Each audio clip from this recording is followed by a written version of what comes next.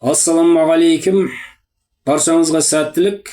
Бұл дүниеде тіршілік, өзгерістер Алланың қалауымен жүзеге асады. Талдағы жапырақ та Алланың қалауымен жерге түседі.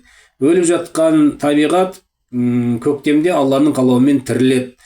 Бүршік атады, гүлденеді, әлем жарқырайды. Сол демекші мен де осыдан бір жыл алдын денсаулығым болмай Алладан шипа сұрап жүрген уақытымда осы Forever компаниясы кездесті. Бұл Forever компаниясы әуелі Алла, одан кейін қарындасым себеп. Қарындасым біраз маған ақпараттар берді. Дегенмен де өзімде әзір технология, инновация дамыған уақытта ізденіп тереңірек білімге ие болайын деп осындай жаңағы интернеттен іздене бастадым. Ол жерде мен Қазақстанда 20 жылға жуық жасап келе жатқанын білдім. Одан кейін жаңағы 168 мемлекетте жұмыс жасап келе жатқанын білдім.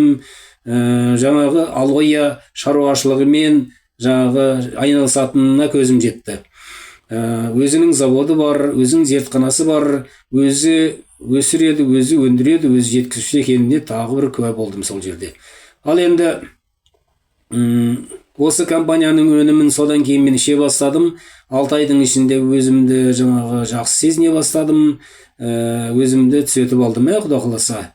Бұл компанияның енді жақсылығын көргеннен кейін неге енді адамдарға айтпасқа деп бұл компанияда жұмыс істеуге шешім қабылдадым. Әзіргі уақытта жұмыс жасап келе жатырмын. Өзіме көрген жақсылықты адамдарға да айтып, осындай жаңағы мәліметтермен бөлісіп келе жатқан жайым бар. Неге енді басқа біреулер жаңағыдай осы жақсылықты көрмеске? Жақсылық жасасаң өзіңе, жаманшылық жасасаң өзіңе деген сөзде бар Құран кәрімде.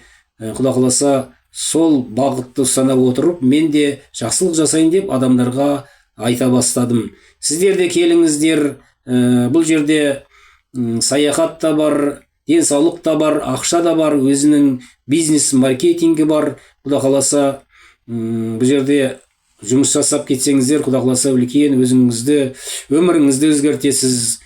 Айтады ғой, адамды өзгертуге болмаса да, оның ойын өзгертуге болады дейді. Сол демекші бұл жерде білімге боласыздар, ілімге боласыздар, өмірге көзқарастарыңыз өзгеретін болады. Құда қаласа келіңіздер, бәріңізге Алланың жақсылығы болсын.